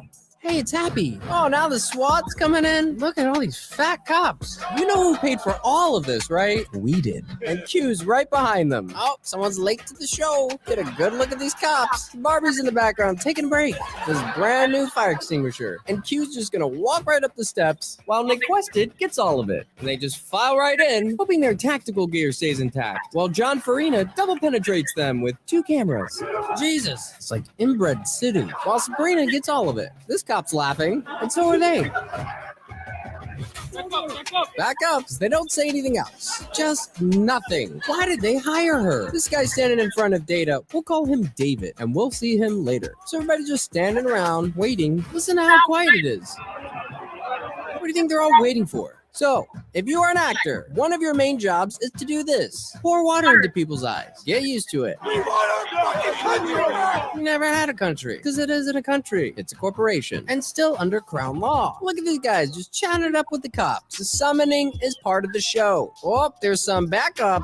Ready for some kayfabe action, boys? Why do you think Camel's doing such a great job right now? Not only is he ginning up the crowd, there's a shit ton of photographers right behind us. Does anybody know what that patch is? Oh, Grandma's kicking him out. Everyone's so polite around here. Look how they're all spaced. And that's Waterboy. We'll see him later. And they're still flooding in. Meanwhile, Congress begins joint session, certifying the, quote, presidential election results, you know, the main arc at the end of season 2020, as Michaela Pence steps into the role of Judas. And all of them just pretending to be completely oblivious to all of the bad acting that's occurring outside of their lair. Outside, let's go live with Patrick on the Maryland Walkway, or as we like to call it, the Southwest Channel. Seems kind of vacant, but we don't see a lot of footage of the Southwest Channel. Think about it. Trump told everybody to march on Pennsylvania Avenue, which becomes the Pennsylvania Walkway. In fact, he said Pennsylvania 19 times in his speech. Remember, we believe that Patrick is a real person who doesn't know that he's surrounded by a bunch of actors. Hash experiment, anyone? So as he enters, notice this massive group headed towards us, away from the Capitol, and in a hurry, where they'll break into pairs, find their placement marks, and faithfully stand, because they've been given instructions not to move from that spot until further notice, so that when our real folks show, they can fully envelop them. Is that Gilbert Godfrey? Now the Scriptures duo take their position and begin their bullhorn. So if you've ever been pepper sprayed before, you know, like you're not talking like that. Like, oh, pepper spray was uncalled for. I don't know if it was like he was like saying it was like on him or other people, but it was just water. If you actually look at real use of water on citizens and stuff like that, and sprays, it's yeah, there's a mix of both. Bible thumping rants. Get a good look at these background actors. We are so honored that they hired us as crisis actors to come here to the Capitol, and we're going to blend in with everyone au natural. We are going to storm the building. We're gonna take it. Now let's cut to Angel, who's still on the east side, where they've set up. They made a mockery of veterans, to be clear, and soldiers and law enforcement and like so many different people. And these are people that have not ever even went to the fucking boot camp 2 weeks, right? And so, or it's just infuriating that they're how they project us in the media and how they act, you know what I mean? Like how they think that we are, or try to project us, like I mean, is it's disgusting because like we're not like that. Up a live screening of Trump's speech. And I say this, despite all that's happened, the best is yet to come. Over yonder on the west side, everybody just cruising around like this is Lollapalooza or something. Might as well be. Oh, just a little boop boop. That'll get you faking. Also, this is the same joint throughout this whole video. I just keep relighting it. And it's also a low dose one. Arrested. No! The hell? You can't blame these guys. They've never fake arrested somebody before. Oh, there's the cross. Hope they sanded it down. Oh, guess not. G.I. Kayfabe chatting it up with the cop, sees the camera on him, and starts malfunctioning. Oh, dear. What happened there? Maybe the power of Christ compelled him. So as they cross-crowd surf, why do you think they've come up here? We're just going to spoil it for you. There are 4 reasons why we believe they've come up to the spot. Number 1, to have all of our newcomers fill in the space behind us. 2, so they can bring out all the barricades when they push everyone back. 3, so we can buy time with our photographers before all of our real Trump supporters show in 40 minutes. 4, and most importantly, to dress the set. Meaning, this backdrop is too pristine for our photographers, and we need to get it a little bloody dingy gringy for our cameras. So let's break it down now. Now, Bull has entered the scene, and notice Karn having a little conversation. And not safe for work warning? But while you're watching Karn, you gotta watch Bull too. Now watch what Korn does. He does this little thriller dance. And notice Bull constantly looks in the direction of Karn. So after Karn does his little thriller dance, Bull turns to the right and he nods. And he bends down and he just makes his way over to Karn. And he just stands there. And then he puts his arm around him. The story goes is that Karn is shot with a rubber bullet in the cheek, and it pisses Bull off. So let's see if it really happened. This is the impetus that Bull needs to get all riled up, because he's our stunt guy. Now let's take a look at this blood. Now the color of this blood looks completely different than this. And the spatter here. Fake, just like I shared even on my social media about that vice chairwoman Democrat that had blood on her face and said that she was attacked by illegal immigrants or whatever. That was fake. Yeah, it's just frustrating.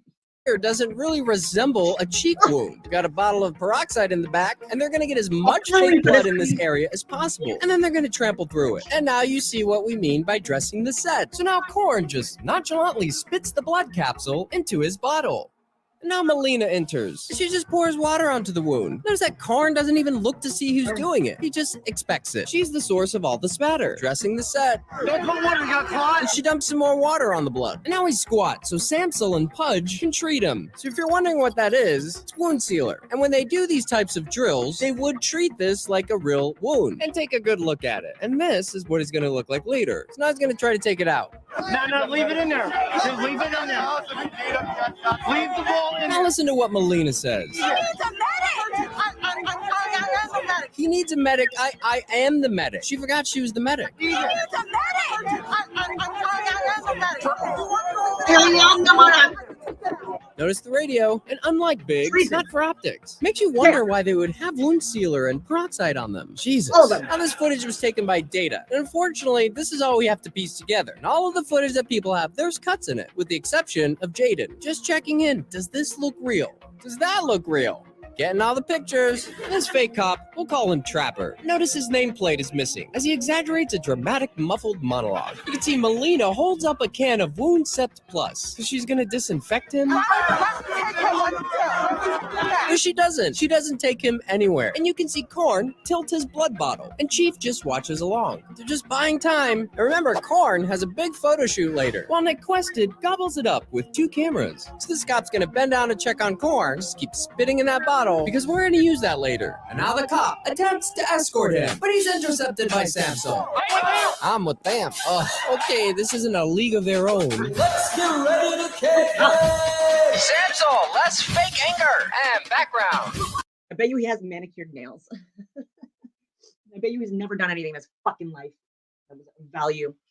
And he's a sellout and he should be in. Oh, I can't believe it, JR.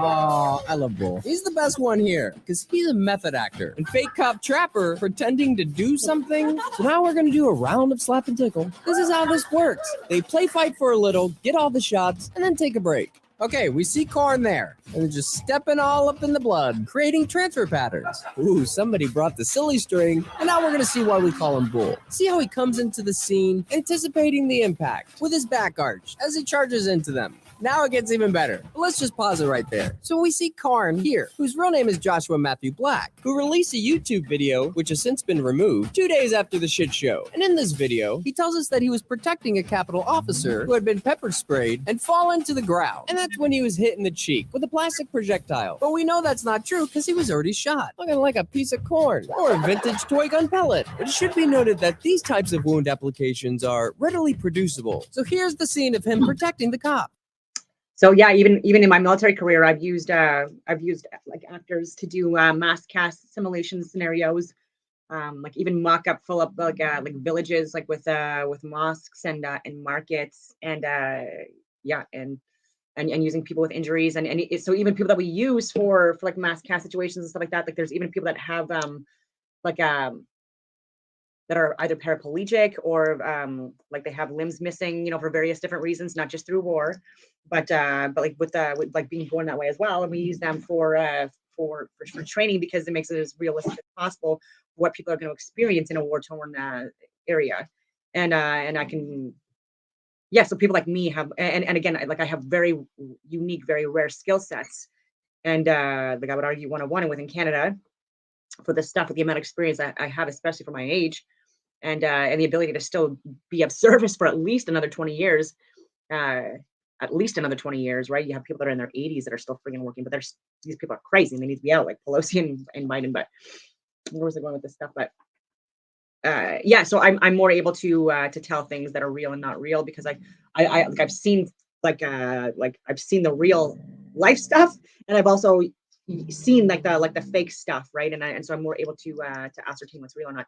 So when I was like even like looking at this stuff, I was saying that this was like all fake, and people are like, no, and I'm like, you have no idea, like I have actual experience with this stuff, but I would never, nor anyone I know would ever be treasonous enough to play these roles on our citizens, only in a confined training environment, and there's non-disclosures sign and stuff like that. It's like nothing that we do or use like as part of training like should be shared or disseminated for public use to dupe them, right? They can like look at whatever they want, it's all whatever. But yeah, it's just like the international security threat too, with like our training being utilized or known. And anyway, watching. Don't hurt him. Did you hear that crunch? That's his blood bottle. Oh god. And Bull gets in another shove. Back still arch. Don't tase me, bro. Yeah, you remember that viral phrase from the 2007 University of Florida incident where police tased Andrew Meyer for asking John Kerry if he was a member of the Skull and Bones fraternity? Which he is. 322, baby. Oh, watch out for sneakies. Well, this cop signals for a reset. So look at this cop. We'll call him Lieutenant. Now, where do you think he's going right now? Looks like he's going over to Bull, but he's stopped by Falafel. Cringe. So now he goes over to Bull to direct him to a new setup to his right. And he says, okay. And now Lieutenant pushes the guy, and they're kayfabing away for all the cameras. Victor Blue just blocking us, just trampling all up in that blood. Yeah, tell us what happened. God bless America. Oh. Bless America. No, it's like they use a strawberry popsicle for that blood. God gave us freedom. Okay, and thank you for that. At the same time, Dr. T gives instructions to a cop, and you can see the barricades have been placed on the south side, where a lot of our crisis actors have moved down. Of course, you had to bring up God as well. Like these are all again like they're trying to push like even the far right ecclesiastic like religious extremist narrative, because like that's also something that has worked even in Europe and in so many other areas. Next to the media tower. So while they're resetting, let's see what's happening on Pennsylvania Avenue. And here's one of our stars, the face of the proverbial shit show, Jacob Chansley, just leading all our actors to the set, loving that camera, getting that attention, because he knows he's our main fall guy. He is one of those paid protesters that travels around. Taking their blood, eating our babies. Well, that's true. Bitch, I'm a cow. Bitch, I'm a cow. I'm not a cat. We're not doing this for Donald Trump. We're doing this for the Constitution. And like even with that, like that shouldn't be surprising to people. I've shared this as well. I was even showing that like law enforcement were walking him around like the Capitol, trying to like unlock doors and stuff like that. And then he prayed on the main floor of the Capitol, thanking the law enforcement, for all that stuff. And It's for the future of our republic. I hope you guys will all stand with us. Thank you. Baby, why is Hot Wheels over here talking about some stand with him? Baby, where are we standing? Woo! Back on the main stage. And then late in the evening, boom, these explosions of bullshit. Together we will drain the Washington swamp. They won't. You had 4 years to do that. Didn't arrest any of them. Let's walk down Pennsylvania Avenue. I want to thank you all. God bless you, and God bless America. Thank you all for being here. This is incredible. Really? And nothing concludes Trump's legacy than a song about a gay bathhouse. Look at this guy. At the same time, God, yes, there is a new world order, and it's well on its way. And full disclosure, we have a bit of Jones too. I'm sorry, bias everyone. when it comes to Jonesy. And like most free thinkers, we begin their sorry, I keep on talking over these videos. Alex Jones as well. I'm sorry, everyone, but these are just like, again, when I think about conspiracies that people think are theories, I'm like, so even with JFK, like that's not a theory anymore. Like, it was actually like an inside job and multiple bullets, and even other people getting injured, including another politician that was in another vehicle. descent down the rabbit hole, you were likely to run into this guy along your path. And throughout the years, he was someone in your corner, and you cheered him on until one day you realized that he is the epitome of controlled opposition. And more on him later. Skip! It's a Grand High Witch. Skip! Woof! It's the cast of Saturnia. Homie, closer Tony Danza. Look at all these Freemasons. Skip! Now the real people come. The authentic people. Ooh, except this one. Here's one of our main stars, Ashley Babbitt. There's an estimated over 3 million Ashley people Babbitt? here today. No, there's not. What are you smoking? You know what we find interesting about this live stream? It was licensed and sold to TMZ. How'd you guys manage to do that post-mortem? Interesting. And now the Crack Pack and their disciples make their way to set. Back on the west side, where we're having a little barricade ballet. Get it, bull. Guys, I want you to pretend that that's your paycheck. You'd think there was gold in those barricades. Jesus, they're all like, what this barricade, precious? And let's give a round of applause for Bull. Because he's done. Now this guy's gonna signal to stop while they drag this guy away. Like a scene from Nightmare on Elm Street. Oh, there's Kano getting wild and just loving every minute of it. What is happening? While our sneaky photographers get her done. Get those. So again, someone that was in the special forces, someone that was in the infantry, someone like as a woman, and again, like one of one, like for the most part, and someone that's also a use of force instructor, someone that has advanced unarmed combat training, all of this freaking stuff.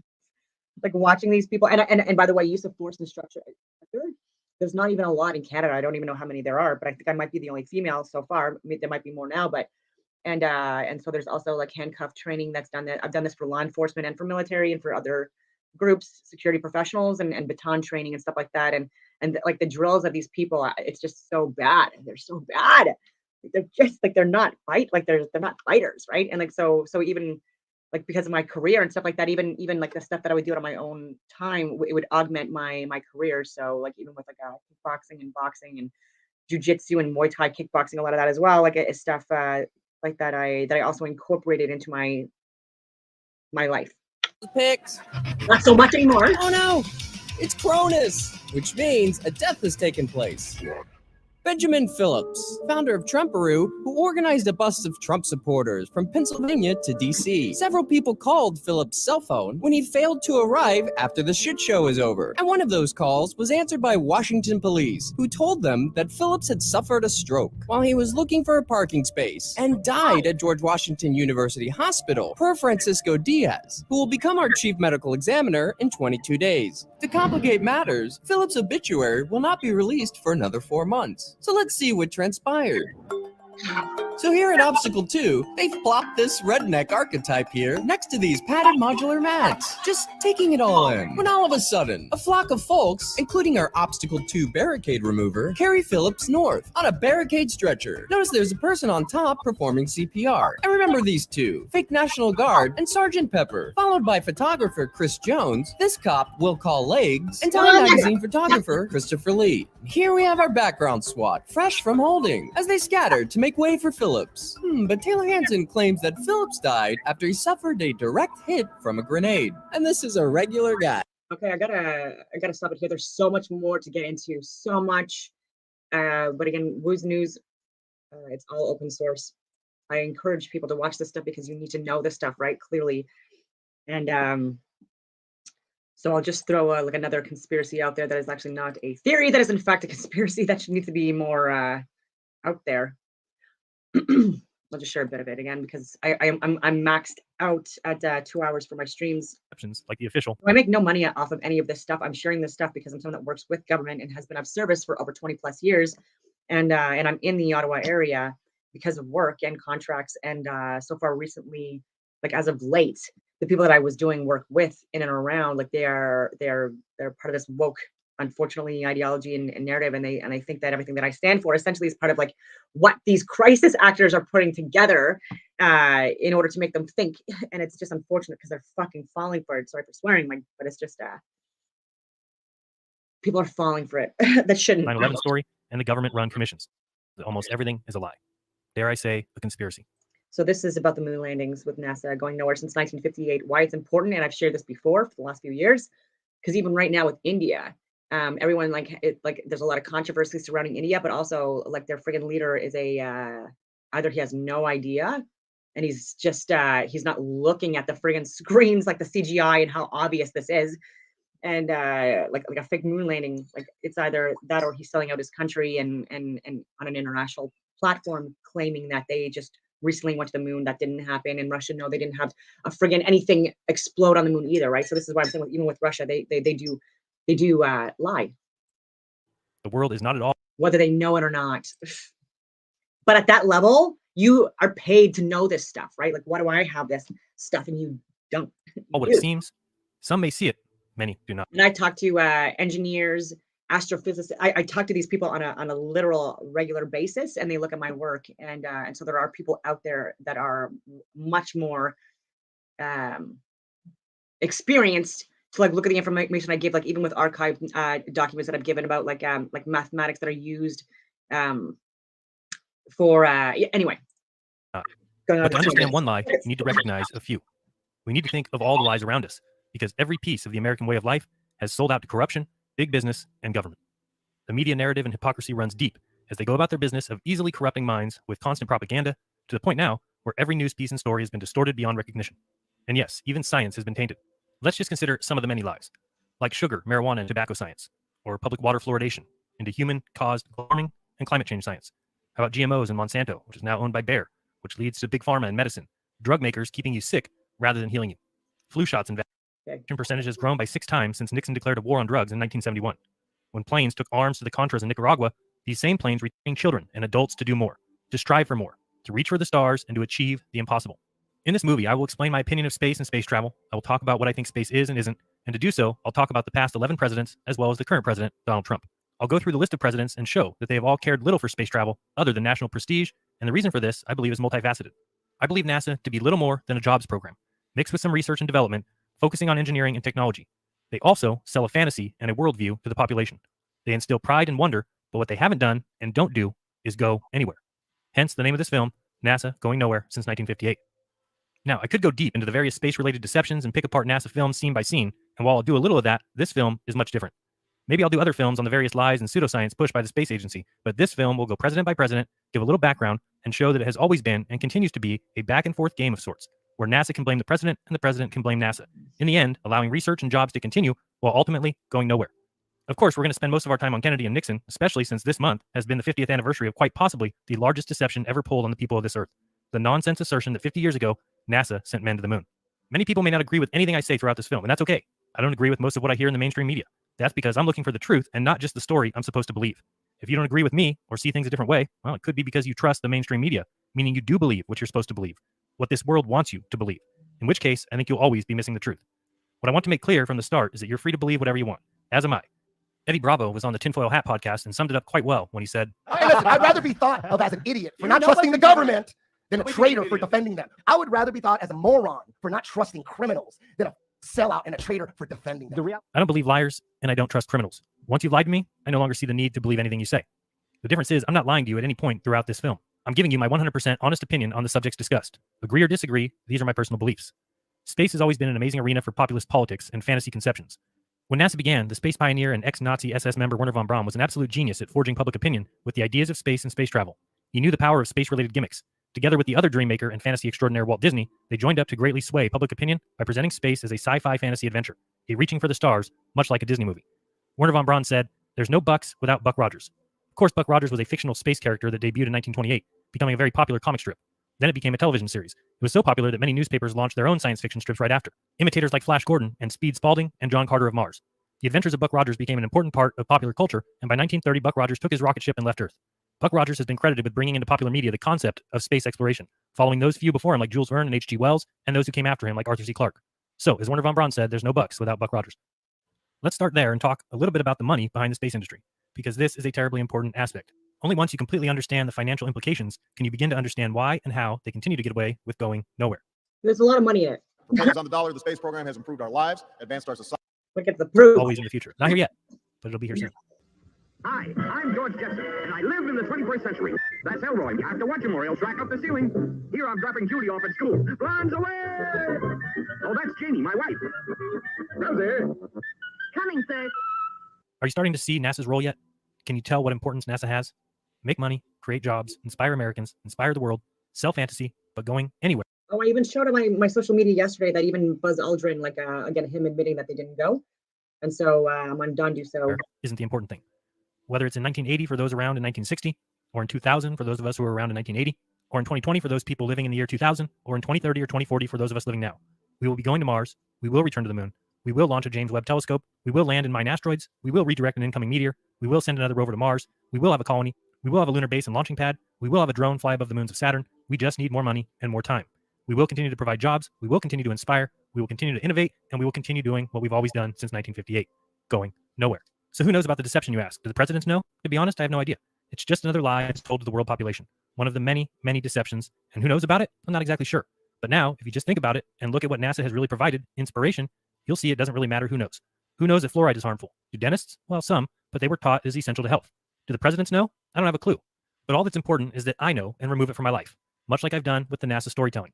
I know they aren't on Mars, and I know they aren't going there. I know no man has walked on the moon, and no man will. I've come to grips on that reality. Maybe some presidents know, others may not. But all of them realize the importance of telling people, we have gone and will go again. Carl Sagan said, one of the saddest lessons of history is this. If we've been bamboozled long enough, we tend to reject any evidence of the bamboozle. We're no longer interested in finding out the truth. The bamboozle has captured us. It's simply too painful to acknowledge, even to ourselves, that we've been taken.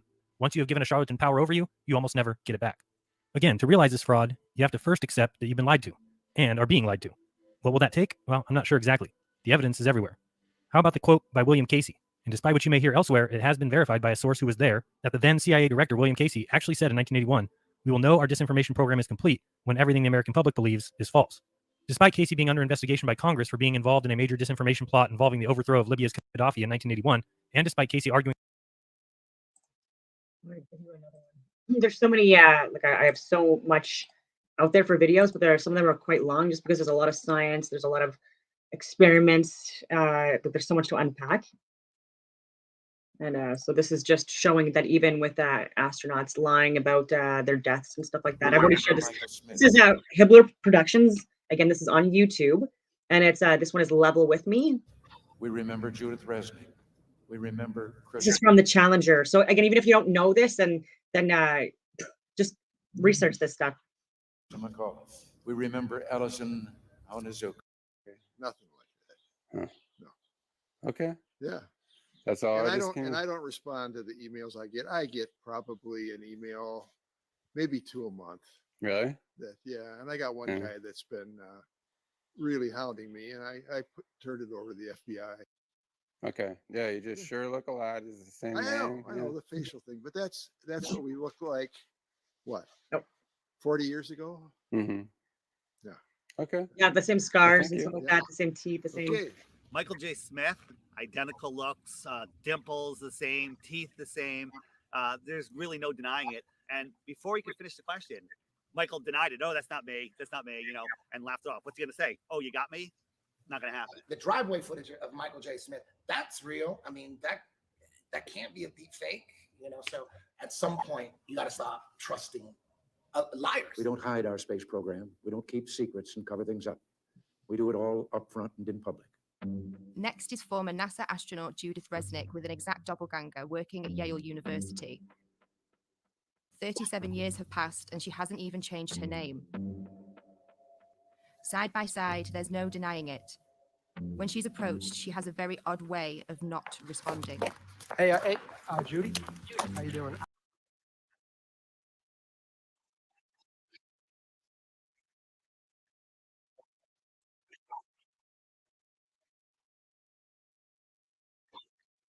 Again, another liar. 1972, NASA, the American National Aeronautics and Space Administration, allegedly flew 6 successful manned missions to the moon, where they did everything from playing golf to speeding around in a dune buggy to receiving a live phone call from President Nixon. In reality, when examined in depth with a critical eye, however, these staged events are found to be nothing but a monumental hoax perpetrated on a gullible and unsuspecting public.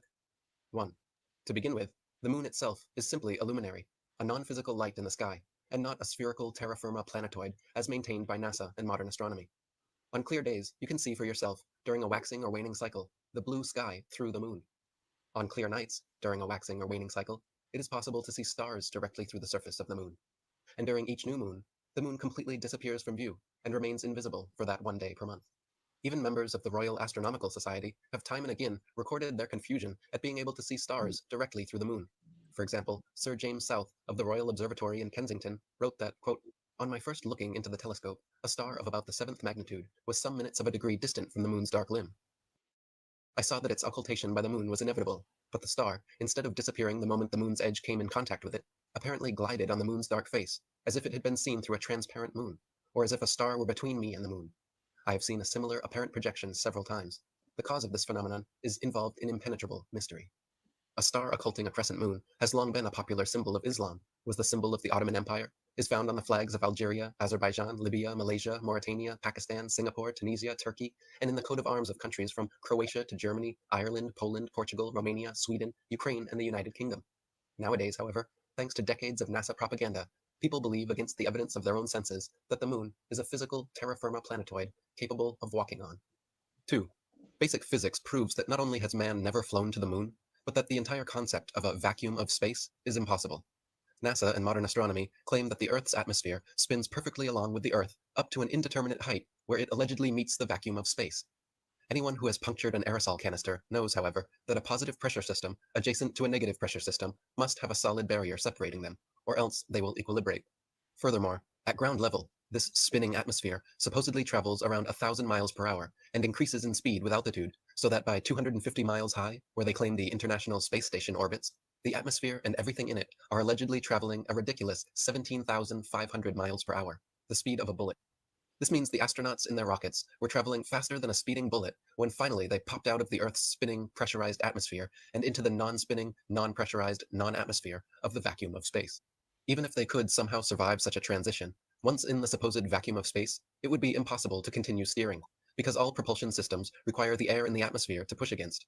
In a vacuum, there is no such counterforce, so all propulsion, rather than sending the rocket forward, would instead send it spinning wildly and randomly out of control. In recent years, NASA has attempted damage control regarding this issue, by now claiming that the moon is actually still within the Earth's atmosphere. But this doesn't change the fact that they stood by this impossible claim for decades. 3. The amount of radiation claimed to exist in space, especially through the so-called Van Allen belt, was far too strong for the astronauts' flimsy suits. Starting at an altitude of 1,000 miles up to approximately 15,000 miles, NASA claims there exists a deadly band of radiation that would kill or seriously injure anyone passing through in a matter of minutes.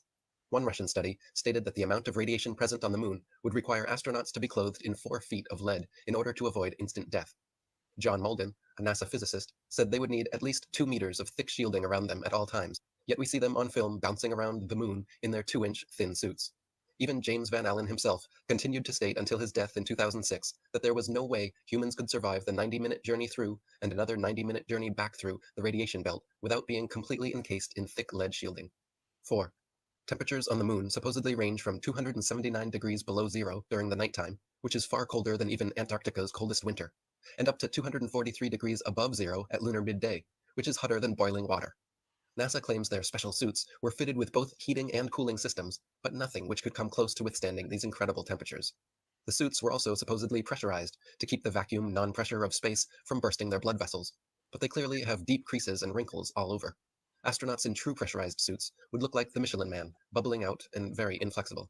Also, it is impossible for the Kodak film in their cameras to have survived these extreme temperatures without melting or freezing. 5. In images from Apollo 11, Buzz Aldrin can be seen wearing different color gloves and different length boots in pictures that were supposedly taken within minutes of each other.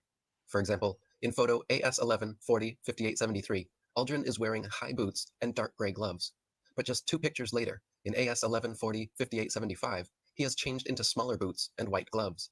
If Buzz was really in the vacuum of space in a pressurized spacesuit, he certainly would not have had time or reason to depressurize and repressurize his suit just to make these fashion adjustments. 6. None of the Apollo missions brought any extra studio lighting with them on the lunar lander, so the sun should be the only light source on the moon, and in all pictures taken there. In this case, the light should only come from one direction, and all shadows should be cast in the opposite direction. However, in dozens of official NASA photos, there are shadows being cast in up to 3 directions simultaneously, often at up to 90-degree angles, which can only be the result of multiple light sources not present on the moon. For example, in Apollo 14 photo AS14 68 9486, the shadow of the lunar lander in the background is being cast at a drastically different angle from the rocks in the foreground. 7.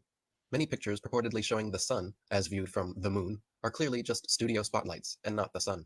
Apollo 12 photo AS12 46 67 65, for example, after computer enhancements, reveals a large light bulb in the center of the sun. After being thoroughly dissected by many researchers, NASA actually removed the high-resolution version of this image from their Apollo gallery. Apollo 11 photo AS11 40 59 35 also shows a conical spotlight effect extending from a light just out of frame that is clearly not the sun. 8. Several Apollo images show a defined separation line where the ground meets with what can only be a studio backdrop. If they were actually filming on the moon, the ground would seamlessly meet the background, leaving no such dividing line. Furthermore, when analyzed side by side, dozens of images reveal that NASA reused the same backdrops time and again on what are alleged to be completely different areas of the moon. The contours of hills, mountains, and valleys align perfectly when superimposed upon one another. For example, Apollo 15 image AS15 82 11057 shows the lunar lander set against a very unique and distinct mountainous backdrop, which, when superimposed over image AS15 82 11082, aligns exactly, but with no lunar lander and a different foreground.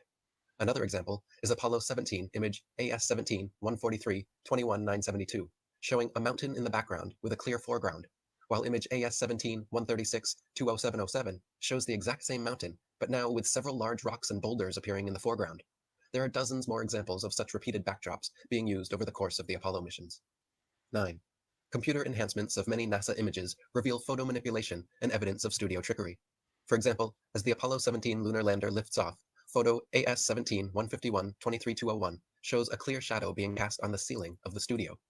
Similarly, Apollo 14 image AS14 64 9089, when yellow and blue are subtracted from the chroma scale, shows what can only be studio lighting reflecting off a black background. Another Apollo 14 photo, AS14 66 9306, shows shadows of reticule crosshairs suspended in air over a print underneath, proving it doctored and not an original as claimed.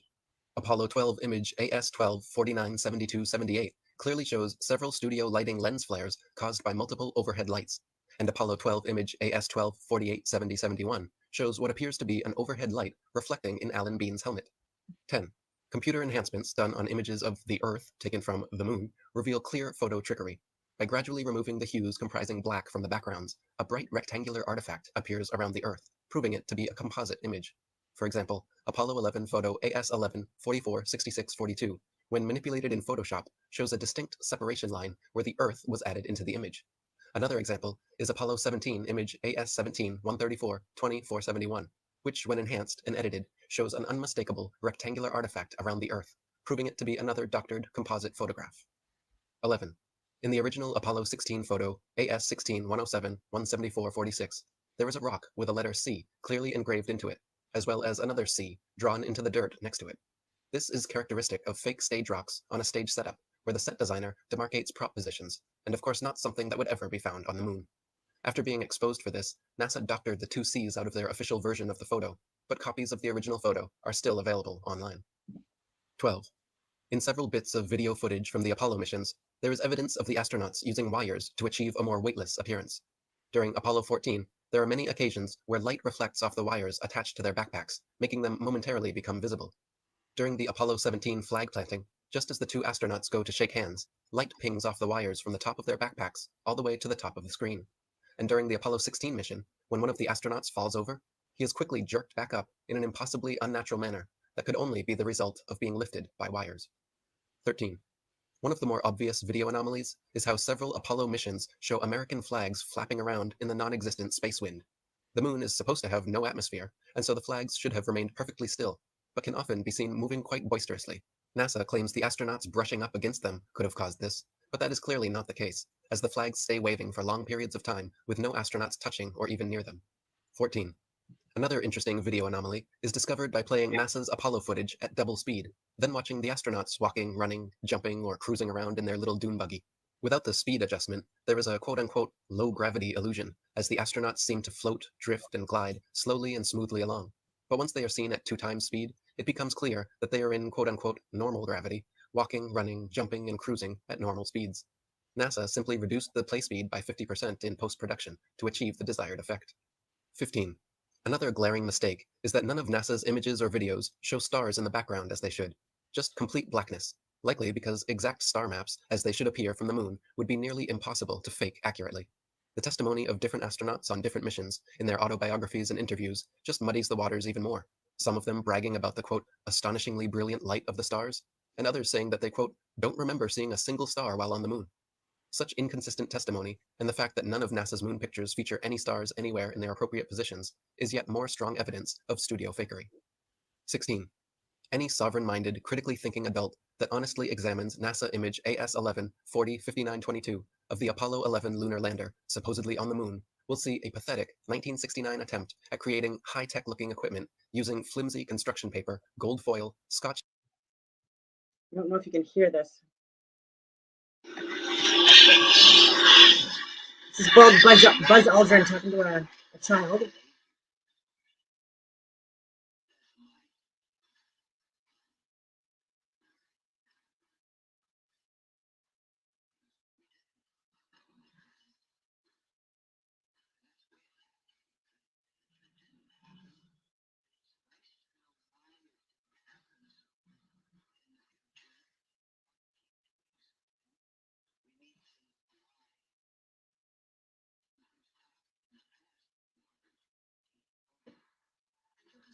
Relocation of the camera. So that was Buzz Aldrin talking to a child in a hotel lobby. I've shared that before, so I'm gonna stop sharing this stuff. I'm gonna link this stuff, but you can also look at like I've been sharing these as references now for literally years. Like I'm on account number 3 for YouTube, and I think I'm even censored on Rumble, to be honest with you. But so if you do like these videos, like again, this was about conspiracies that are not theories, that are actual facts, and so if you do like this, again, like, subscribe, share, so that I can get this information out there, so that these morons that are faking, like the crisis actors and stuff like that, pretending that they're government workers and stuff like that, that are not and have never been of service or value to us, like they're not duping people that are actually of service and they're actually, yeah. Anyway, I'll leave it at that. But I hope that everyone has a wonderful day.